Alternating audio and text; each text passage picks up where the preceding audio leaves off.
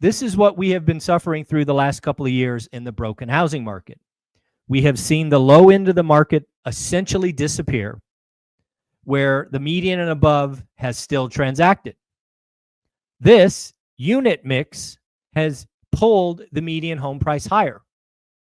And as we have more sellers and less buyers, we are going to see large discounts. You could see 50,000, 100,000. REDFIN just issued a dire housing market update. Let's talk about it. Let's talk about what it means to you. Let's talk about what it means to pretty much buyers and sellers in the housing market. This dire warning basically calls for the fact that we are in a buyer's market. According to REDFIN, in the last 6 months or so, the market has flipped.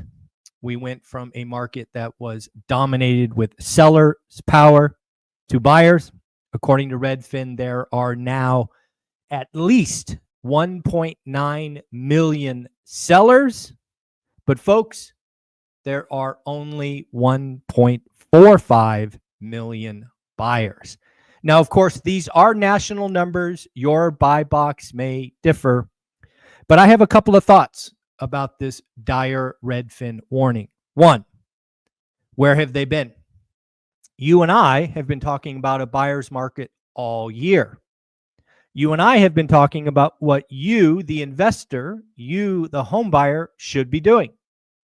You should be watching your buy box, tracking days on market, writing disrespectful offers, following up.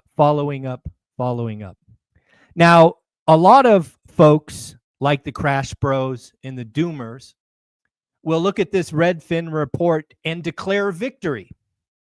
I am not sure what they are declaring victory of. Because again, just because there are more sellers than buyers does not mean home prices crash. Why? Well, unfortunately, the Doomers and Crash Bros don't understand unit mix or product mix. Because if you just step back and scratch the surface a little bit, you will realize that the sellers are predominantly above the median. Now, of course, that is not everywhere.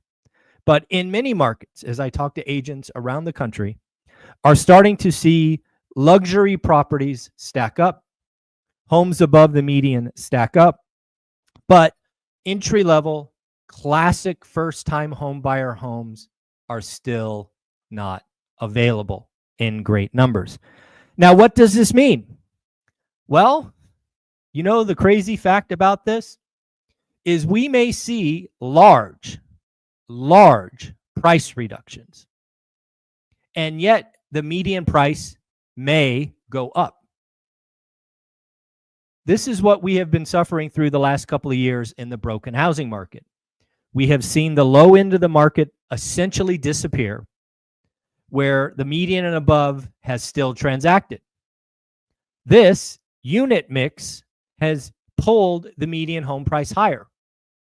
And as we have more sellers and less buyers, we are going to see large discounts. You could see 50,000, 100,000. Shoot, in some markets like Orange County, maybe even King County, Seattle, maybe Miami, maybe New York, it would not be unheard of to see a $500,000 price drop.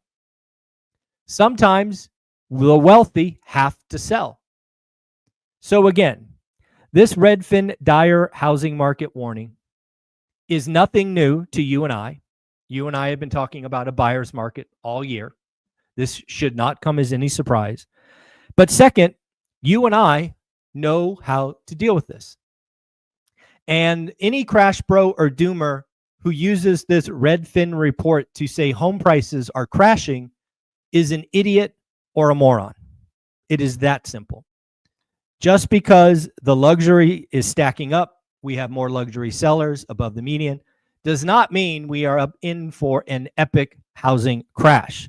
That is not how it works. I am sorry. We did get some economic data this morning, and it is frankly not good.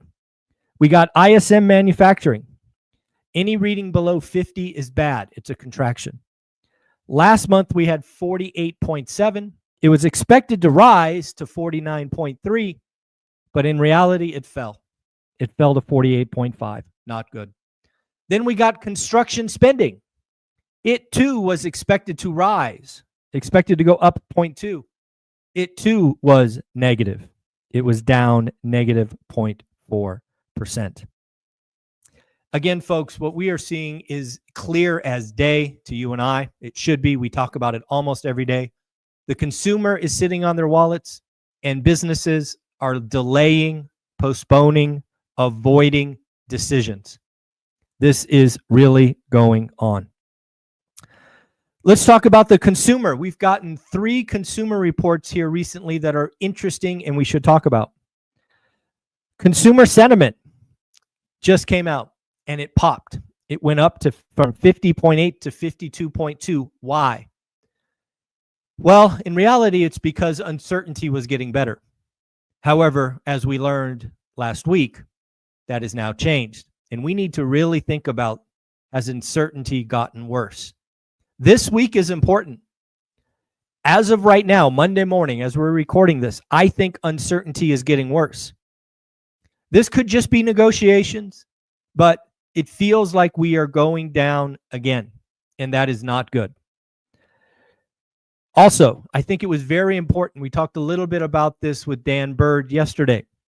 The fact that consumer savings spiked, exploded, rushed higher from an expected 0.6 to almost 5% should be screaming at you.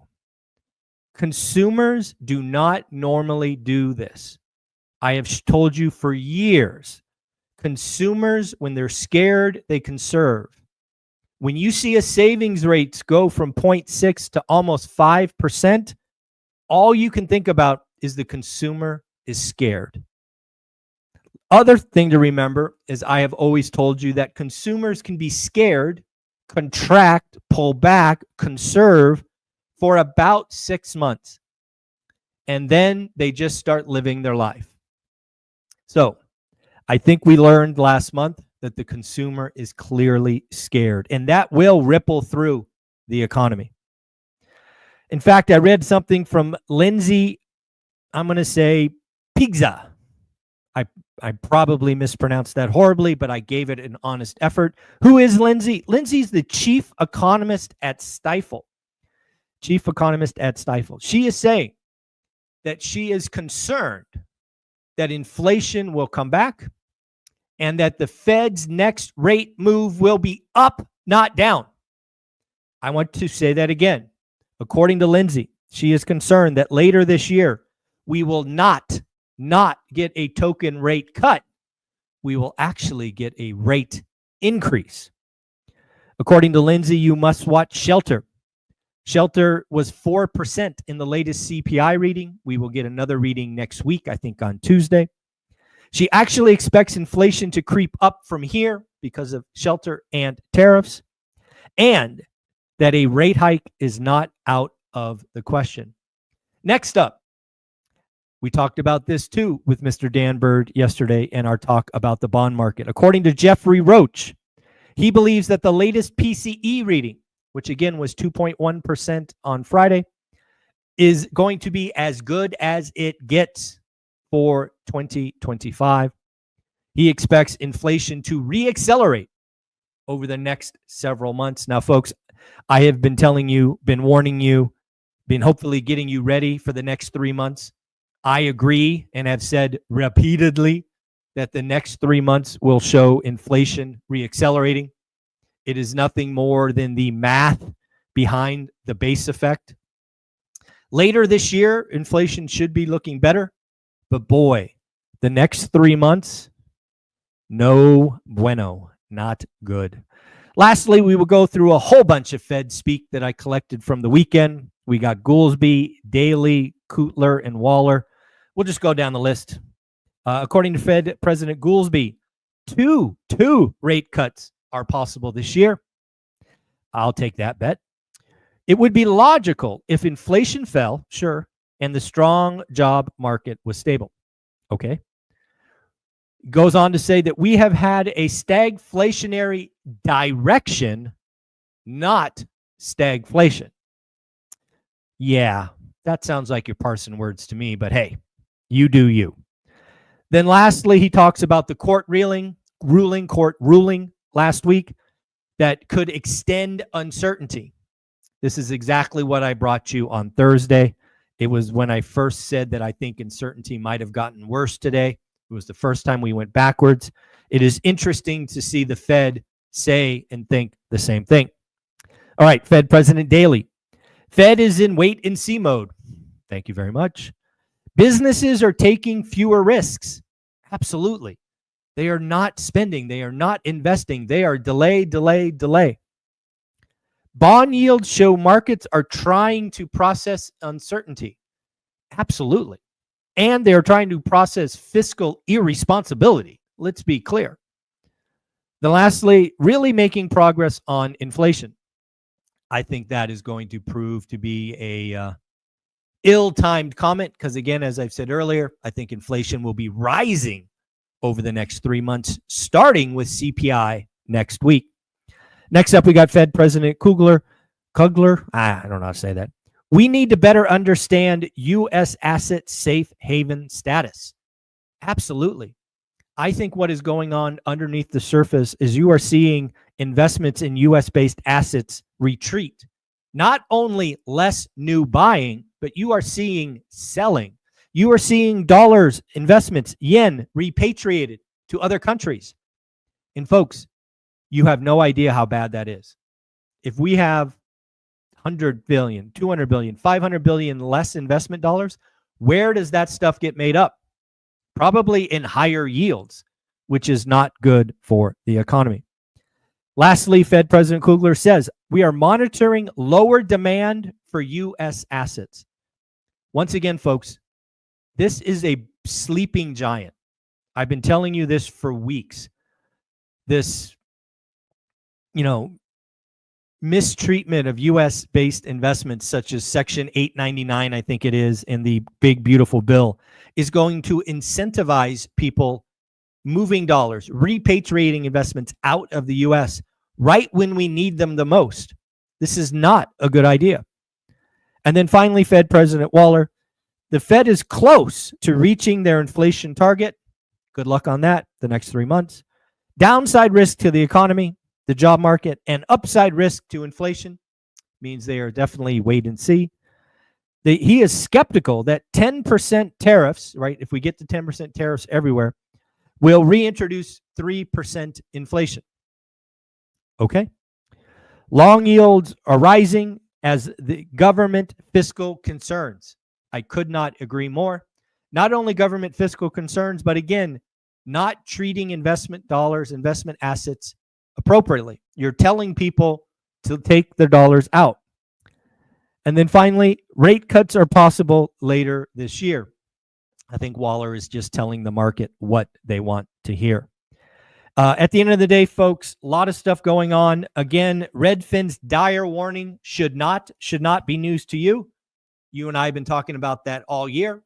Also, this dire warning is great news. The crash bros and doomers will jump on it. Why is that great news? The great news for you, because more demand will fall away. More of the idiots will not participate in the market, giving you the ability to write better offers, ask for seller credits, get rate buy downs, and create deals of the decade and quite possibly deals of a lifetime. You and I should pray to the crash bros and doomers and thank them. Yes, thank them for lowering our competition. Alrighty, folks, don't forget that Steadily Landlord Insurance is a sponsor of the Daily Financial News. You can find a link in the description if you want to get a quote for landlord insurance, umbrella insurance, whatever fits your needs. They are helping me currently on a 4-plex and now a 10-plex, which is very good news to me. I like saving money. Folks, take care of yourself. Have a great day. Bye.